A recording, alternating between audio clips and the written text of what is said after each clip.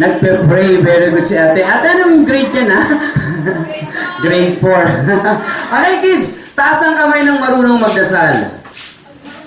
Iisa? O, dadalawa. O, nahiya pa sandali. Okay. Taas ang kamay ng marunong magdasal. Okay, si Kuya Drew. Yan. Okay.